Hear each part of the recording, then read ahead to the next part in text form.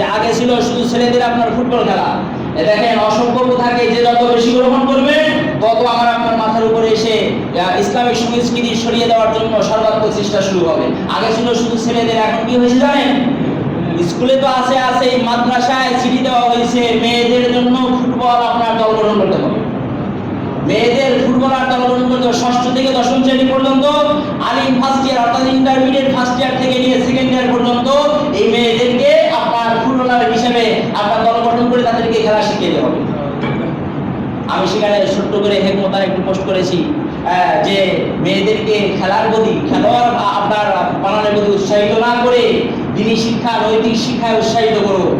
সৎ সাহস থাকলে কমেন্ট করুন, এই কথাই বলেছিলাম। মেয়েদেরকে খেলোয়াড় না বানিয়ে, খেলোয়াড়ের প্রতি উৎসাহিত না করে তাদেরকে দিনী এবং নৈতিক শিক্ষায় উৎসাহিত করুন। সৎ সাহস থাকলে কমেন্ট করুন।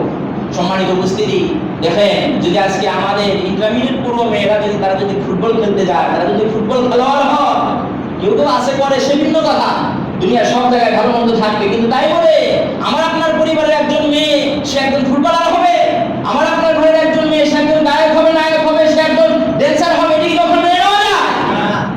সম্মানিত উপস্থিতি, তাহলে দিন কোথায় থাকবে, ইসলাম কোথায় যাবে? মরতে হবে না, কবরে যেতে হবে না? জন্য বিষয়গুলো আসুন বোঝার চেষ্টা করো। ভালো কাজে, ভালো আপনার আলোচনায়, ভালো কথায় কমেন্ট করবেন, শেয়ার করবেন, অন্যায় কাজ থেকে বিরত থাকবেন। আল্লাহ আমাদের তৌফিক দান করুন। আমিন।